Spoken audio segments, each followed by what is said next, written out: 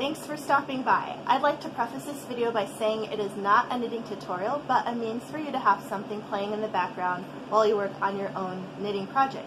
If you're like me, you really like YouTube and you find that you watch a lot of videos and you're hours in and you haven't really gotten far in your own knitting project, so this is a solution. It's a knit with me while I talk and knit, and you can work on your own project.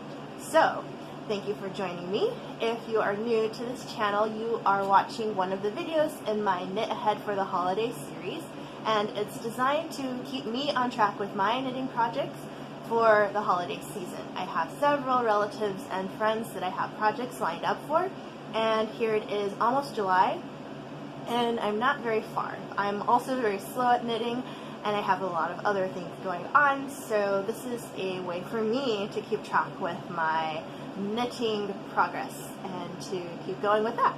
So for today, we are going to knit and look at the pattern that I'm using for my aunt's wrap scarf thingy. It's not as wide as a pashmina, and it's not as narrow as a general scarf. I guess it's more of a wrap, if you will. And it is, I have the print out here. It's the Chevee pattern. It's a free download on Ravelry's website, and it's by, let me see if I can give you, copyright 2014 by Brian Smith. And you'll also notice that I am projecting my voice. It's very hot today here. I don't have AC, so I have a fan going on in this room, so hopefully that little whir, that whirring noise that you hear is just my fan going on, and it's like at the highest speed, but it's very far away so that I still get a little bit of a breeze, but it's not taking away from the audio until I get a mic. Hopefully I will have a mic and I can just pin it to my shirt or my scarf, and then you can hear me a lot better, and I don't have to yell and annoy everybody who is in the vicinity while they hear me ramble on. And you as well, so you don't have to hear me yelling at you. So, yep, free pattern on Ravelry. It's pretty, like, I started knitting this last night just to get ahead so I could show you guys where I am and make sure that I understand the pattern, so as I'm chatting with you, I'm not, or at least hopefully not, losing my place. So we'll see about that. And it's a repeating pattern for the most part, at least where I am right now.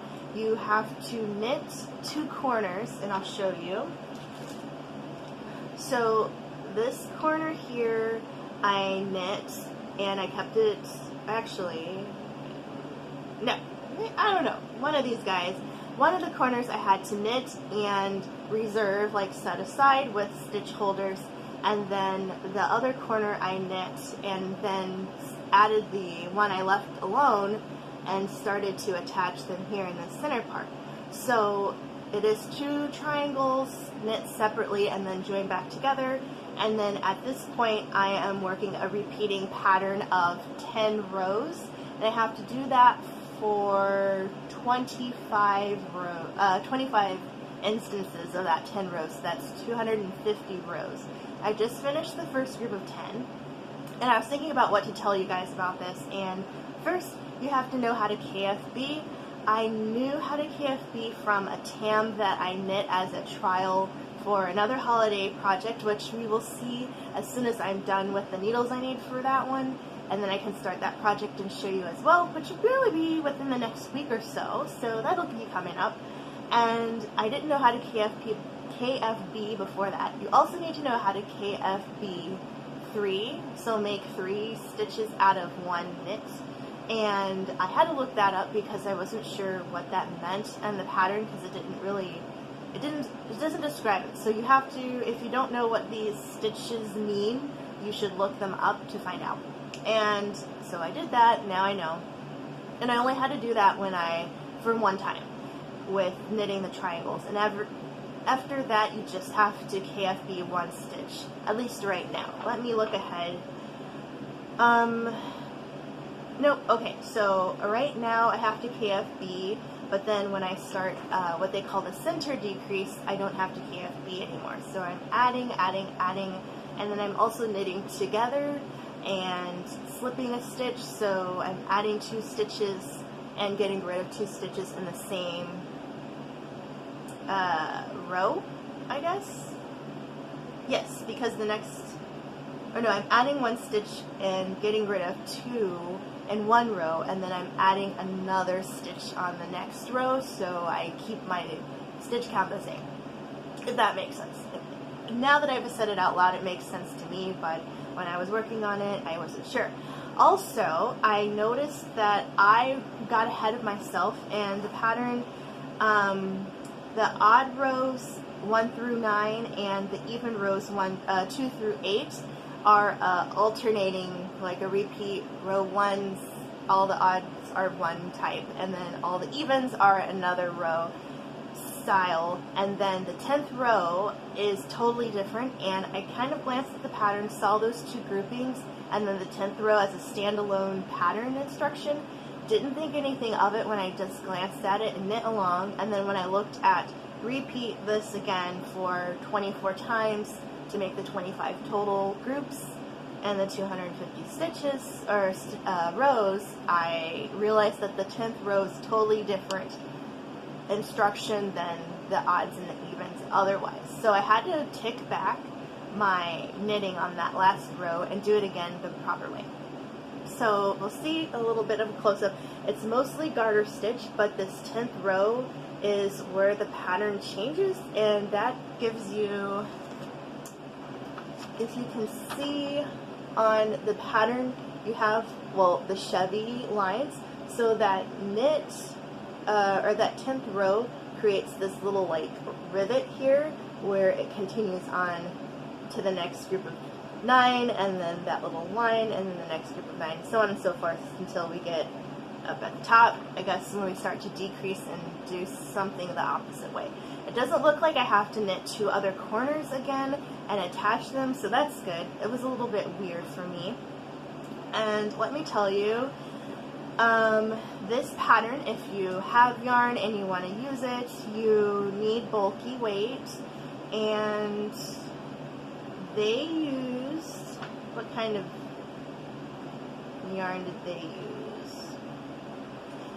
They used the Duramores Vintage Chunky 4 100-gram balls in shade Isis. I looked at this Duramores site, and I don't see Isis shade anymore, which I thought was a really pretty blue. I'm partial to blue, but I decided to go with a neutral color for my aunt because she likes brights, but she also likes a lot of earthy tones. So I figured something a little more neutral for her so she could wear with a lot of different things would be nice. But I didn't see that Isis shade on their site. But if you do want to go with the Duramores yarn, it is less expensive. I think this is an acrylic yarn that they're using, and they have another blue that's pretty similar, but it is not Isis. And for the yarn I chose to use is, this is my cake I'm working from right now. It is, I had the wrap, oh, it's in my hand, it's still in my hand.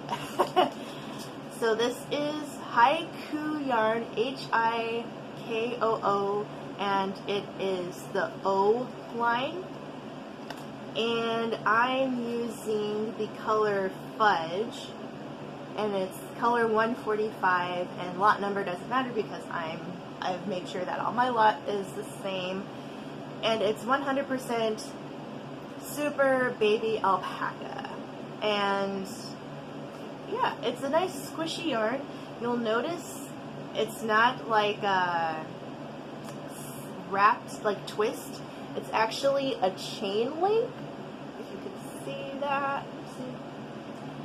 It's a chain link, which you have to be careful about. I wish I had like a pointier needle. I'm using just the, I think these are boy, they're either boy or they're Susan Bates. But I got them at Michael's, yeah, because they were like on the wall at the store, not in the aisle like they are at Joann's. So they're on the wall at Michael's. They're 10.5 size US needles, and I got the longer set because one, they didn't have any shorter than like the 14, and then two, I think the total measurements are supposed to be long, or like pretty wide. yes, finished measurements supposedly are 68 inches in length, and then 11 inches wide, and I'm pretty sure I'm past that because it's getting kind of long. But this is actually the point of it, so it's like this. I don't know. I have to block it and everything. This is like a squishy yarn. It's, some of the reviews said that it wasn't really bulky. It seems bulky weight to me, maybe like a heavy worsted, but a little bit between the two. But for the softness that my aunt wanted, I asked her what fiber she wanted for her knitted gift, and I didn't tell her what I was knitting for. I just said, what fiber do you prefer, natural or synthetic? And she said natural, but she specifically said she did not want wool, which this is wool, if you think about it. Alpaca is a sheepy kind of thing, so it's wool, I guess. But she didn't want it to be scratchy. And in another video I asked you guys about what's the difference between, like, is it just alpaca or is it superwash merino? Like, where is that softness coming from versus just a regular wool or Peruvian wool that's a little bit scratchy? And what you would knit with, even if it's scratchy, like what would you knit using the scratchy wool if you don't want it itching you? And that's a whole other topic, and I'm hoping one day somebody answers those in the comments section what my question was. And yeah, so she just wanted a squishy yarn. She really liked the yarn that I used for my cousin's daughter double knit scarf that I talked about in another video, and all of the issues I had knitting that one. But it was a very soft yarn that I used, and it was also 100% baby alpaca. She liked that, so I looked for a baby alpaca yarn. I also filtered my search for a pattern that was easy to do that required bulky weight. I think I found the yarn first, and then I used a pattern through the Ravelry filter search to find something that would match it, that was within my skill set that I could do. And before I learned, I saw the pattern, the design looked really pretty and simple for a solid color knit project, but I didn't realize I had to KFB. I really didn't look at the pattern too much. I just saw a pretty pattern, it's easy, I should be able to do it, and so far I am okay. Now, I have my stitch counter, which I think I need another one of because I'm working on several projects where I just have a piece of paper, and that works too, and so I'm using a combo. So I'm going up to 10 on my stitch counter for the group, and then I have my piece of paper where I'm keeping track of how many groups of 10 I've completed. So I need 24 tick marks, or 25 tick marks total before I can start on the next section of the pattern. And so I'm repeating 1 through 10 24 more times. So I'm going to set this back to 0. And speaking of tools like stitch counters, knitpicks.com is having a 25% off sale on their, I think the ad was like their exclusive tools, so I think anything that's from their brand, they have a 25% off sale. And it's going on until July 1st at 11:59 p.m. I can't remember the time zone that expires, but if you're in the market for project bags, stitch holders, different notions, pattern books, you also get a free pattern book, I think. If you spend a certain amount of money, you can add a pattern book, which is like cool because I had some pattern books I wanted to buy from them anyway that I was waiting on, and I need some things like they have a tape measure.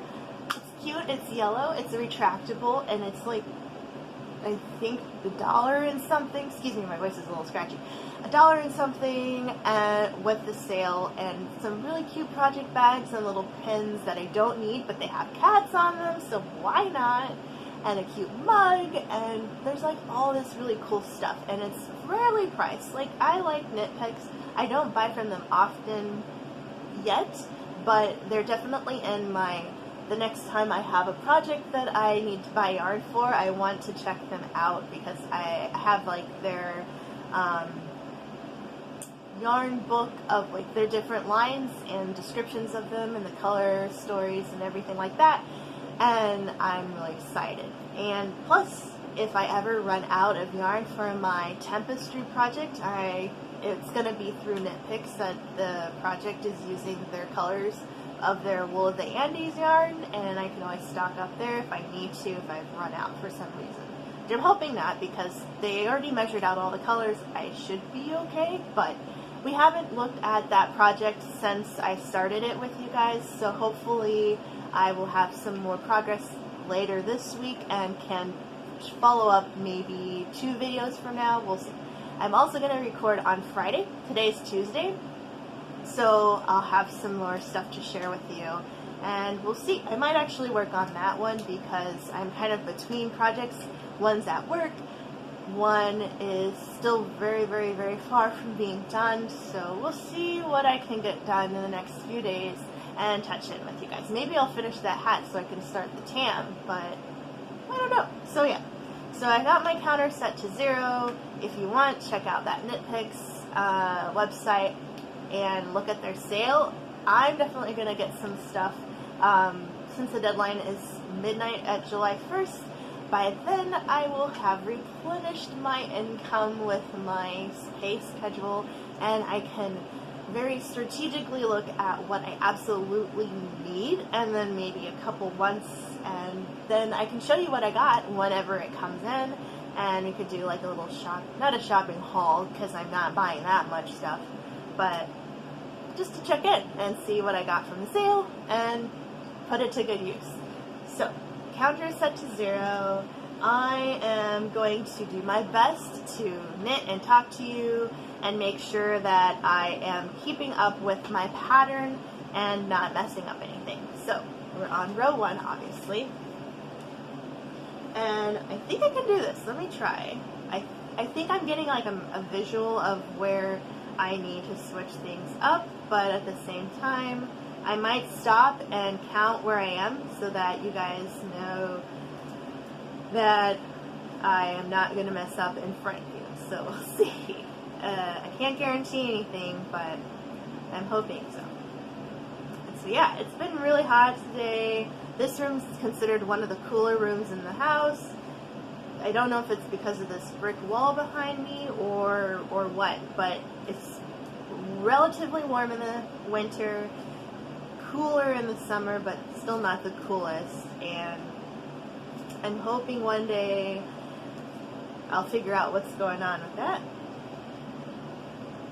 Oh yeah, so I also want to say that the haiku yarn comes in a hank, so I had to wind it up with my Swift, and that was fine, but I got a lot of yarn just in case, because the people, some of the reviews on yarn.com said that it was very thin, and in case I need more to make up my, I didn't do a swatch, but in case my required stitches is less because the yarn's thinner, then I had more. And it's so nice and squishy that I can use it again for another project. Uh-oh. I just like pulled it out of the center and this happened. We'll see how that goes. I hate it when that happens.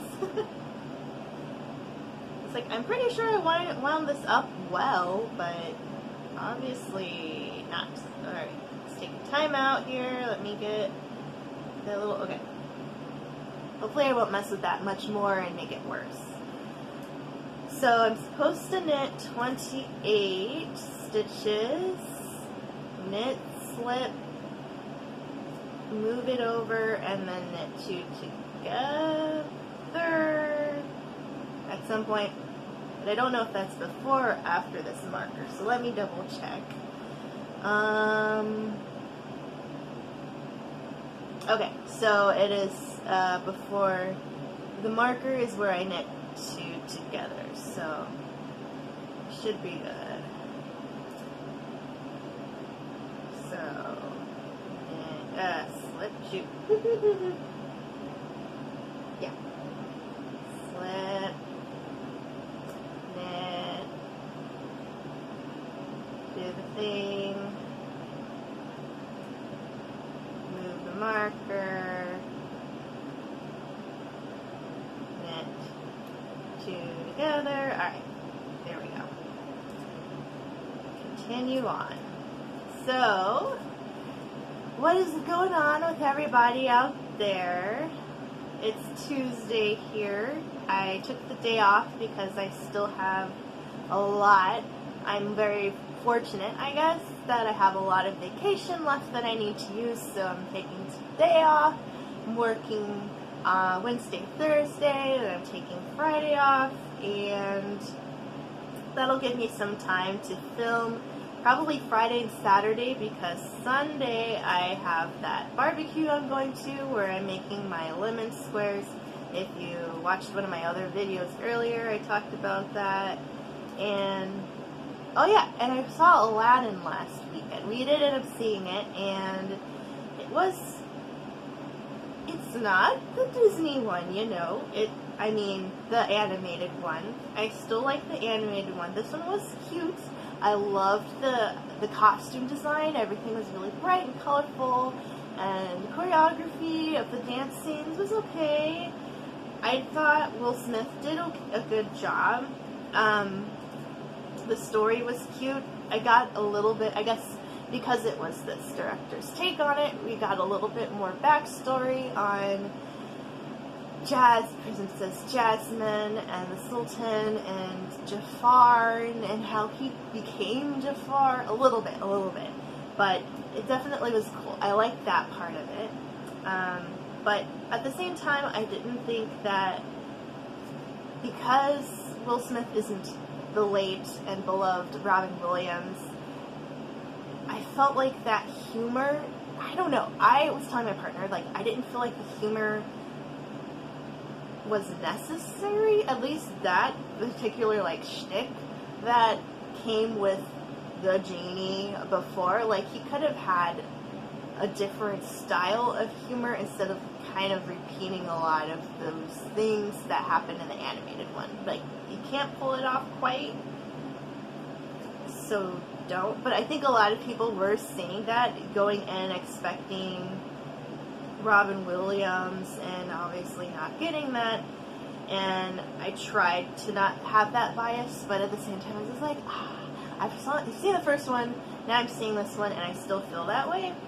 But, you know, if you saw it, let me know, without providing too many spoilers. Let me know what you thought about it. Alright, so we got row 1. Let me do my stitch count. Keep that in check so I don't forget. And now 2 is pretty easy. I just knit all the way to the end and then do my KFB. And in the description I'll have a link to the yarn I'm using. I'll have a link to this Ravelry pattern, so if you want to do it yourself, I'm thinking I'll be able to get done with it pretty quick. Like, I've already gotten this far in one day, and not even a whole day, just maybe 2 or 3 CDs worth of time. I mentioned that I watch a lot of YouTube videos, but lately I've been listening to old CDs I have, because when I reorganized this room to have some better lighting and everything, and just to kind of free up some space, and I hadn't really touched this room since I moved in almost 2 years ago, as far as the layout and really putting everything where it belongs, besides like the essentials. During that day I was cleaning it out, I busted out my old CDs that I brought over here with me when I moved out of my parents' house, and was just really having a good time reminiscing and rediscovering some of the albums that I used to just play the heck out of when I was younger, and some stuff I haven't listened to yet just because I know it hasn't aged well, and I just feel like I'm going to groan the whole time I hear it. But a lot of the albums that I feel like are timeless or haven't sounded so dated, I've been listening to those, and so it's been nice. I have a little clock radio with a CD player on it, and it's very old, and I have a piggy bank on it right now holding the flap part because it's lost some of the tension, I guess, from the clasp. So if you put the lid down, if it's not super snug, it will stop playing the disc because the little camera thing inside isn't, the lens or whatever, it's just not working right. So I had to get a new one, I think, one day. But in the meantime, the piggy bank on top is fine, and just keep listening to my albums. I'm thinking when I go back home, I'll have to pack up my cases and have those come here, because when I moved, I just put all my discs into like those, you know, folder file things. But I left the jewel cases and the album art and all that stuff back home, and I think it's all in the attic. And I want to say I might have forgotten one disc because I can't find it here, and I'm pretty sure it's just warped by now if it's been in an attic for 12 years with extreme temperatures, and discs don't hold up very well when in situations like that. So I have a feeling that I'll just have to buy a new one of that CD whenever I discover if it's in fact unplayable. But I'm hoping my parents actually didn't sell that stuff, because they were just the jewel cases, album art, and like two or three CD racks that were like these little plastic ones that like stack on top of each other.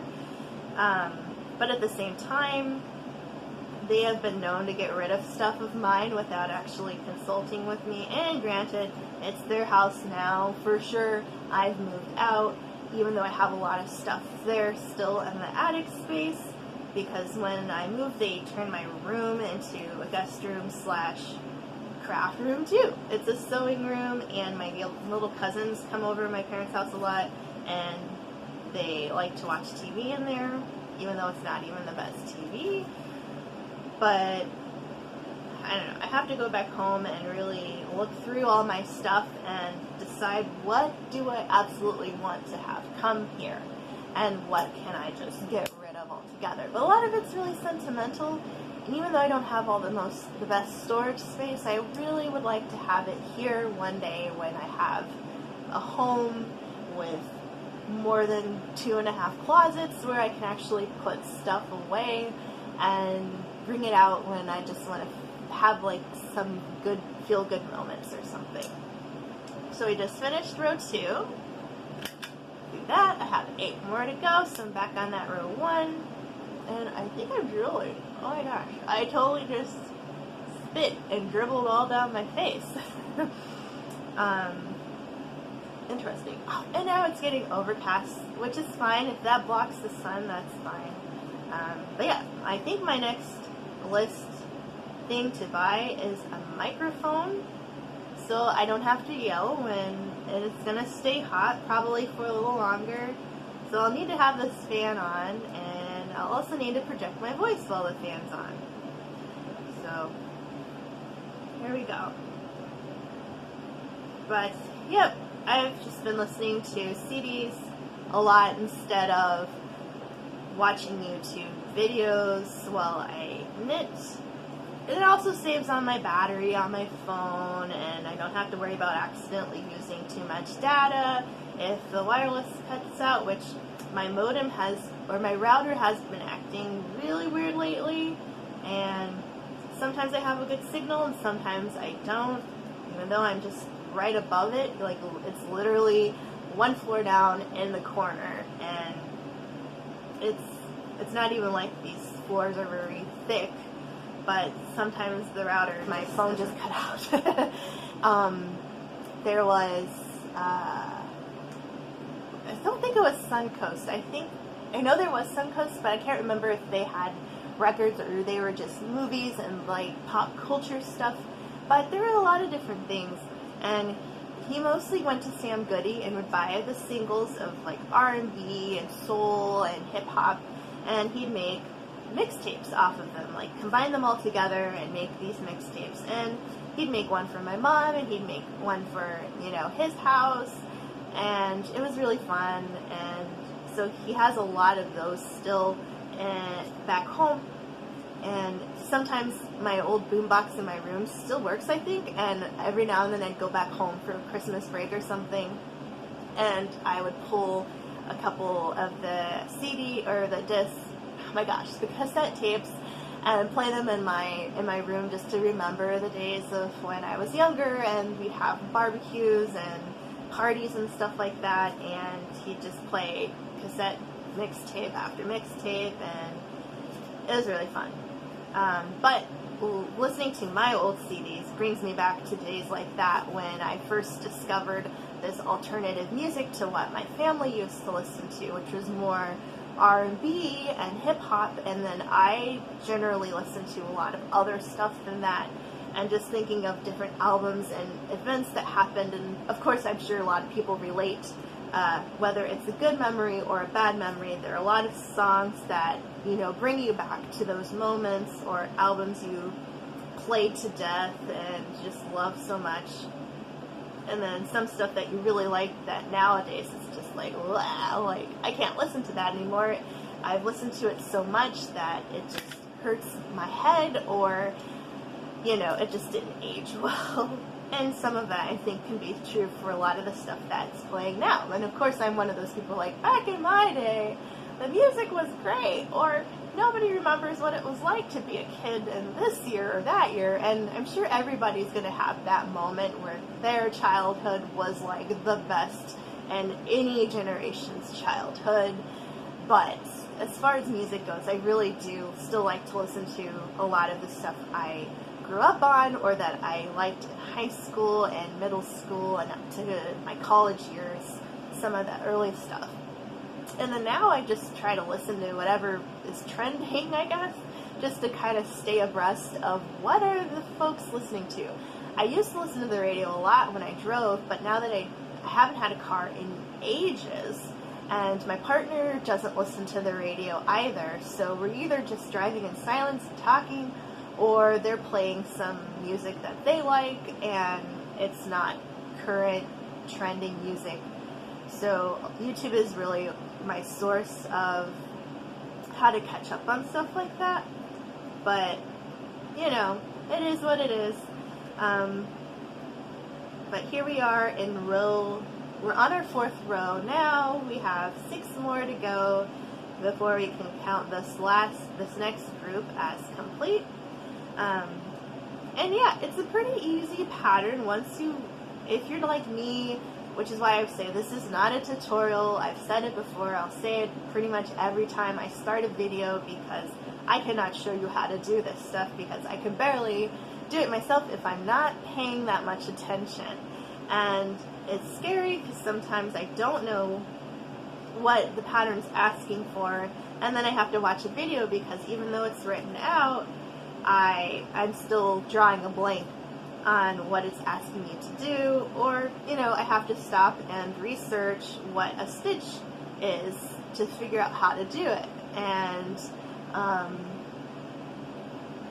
was thinking something else I was going to say. I have not done a pattern based on chart alone yet, so all the patterns I use are written. And there are some patterns in that Hats On book that I've used for 2 of the projects I've worked on already in this video, or this video series, and there are some more that are in there that are color work that have charts that you have to follow. And maybe one day when I'm brave enough to do really intricate color work, I will visit that, but for right now I'm fine with a written pattern, spending the time to do some research, figure out what those stitches are and how to knit them, and then continue with my life. And I'm hoping this one turns out well, because 1, it's for my aunt, and 2, it seems like it's gonna be nice. I mean, the picture's nice, but of course it's done by a person who knows what they're doing if they have done test patterns and play around with making their own patterns, and I have not done that yet. But either way, she'll like it. It's coming along now that it's making a little more sense, because I couldn't figure out why I was attaching the 2 points coming down and not not like having it knit from this way because of the way the wrap is shaped. But coming from this point, I see that because I keep knitting the two together here, I'm kind of like shaping it into a rectangle instead of coming down at points, which if you knit this pattern yourself, that'll make more sense to you, but I can show you in a second here what I mean. So let me finish up this row.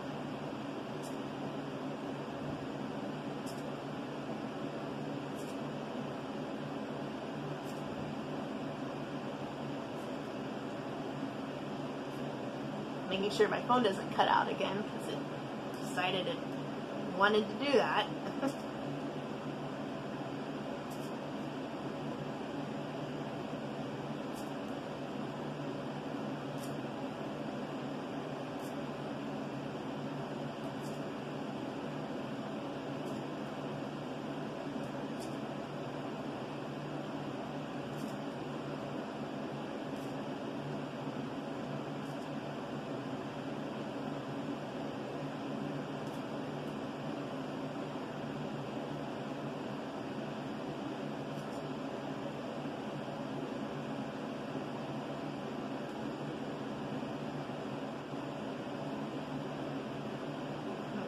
Alright, so make sure last row 4.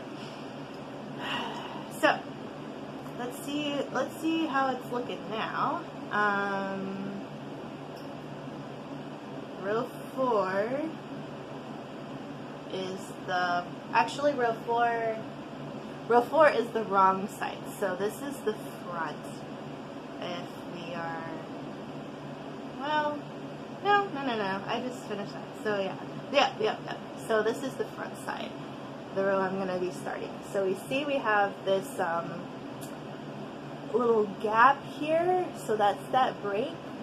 We have our garter stitch group, and then we're starting our next garter stitch grouping here, and then this where we knit across, that's that little line that we're getting in that Chevee pattern.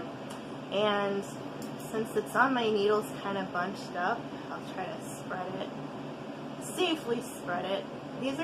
They're metal, but they're still kind of sticky. Let me put that down real quick.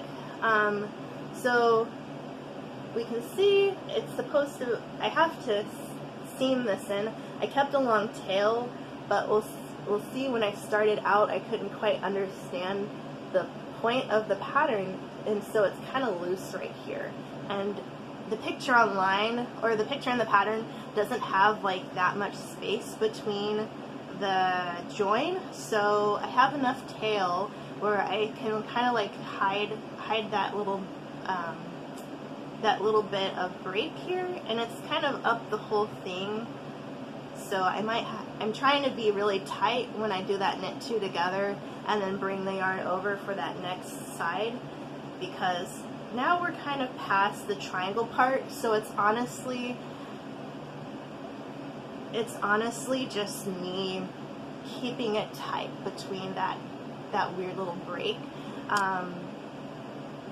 so that it doesn't look too weird. But I mean, honestly, looking at it just straight on, it's not bad. It's just when you like start to pull it, you can see that there's a little bit of a space in that part where we're connecting it.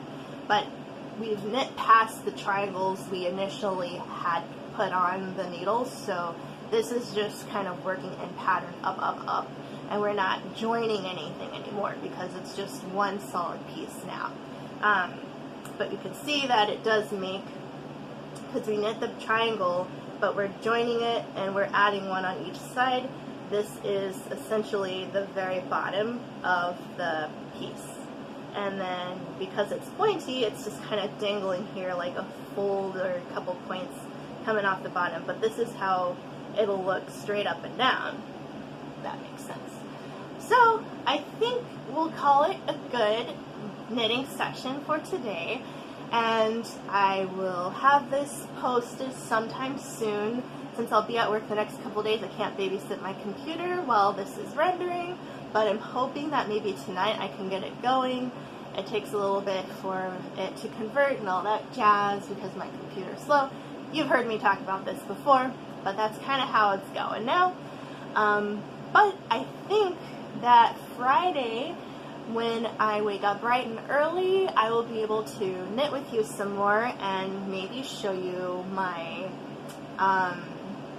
which project do I want to show you? Do I want to show you one from this series where I am still working on holiday gifts, or do I want to show you the anniversary gift I'm working on that's outside of the Knit Ahead for a holiday series? That I haven't quite decided on, but we'll see how the next couple days look, and then I'll check in on Friday with a new project, or an old one, or something else. We'll see. But if you've made it this far, thank you so much, and I'll catch you on the next one. Bye!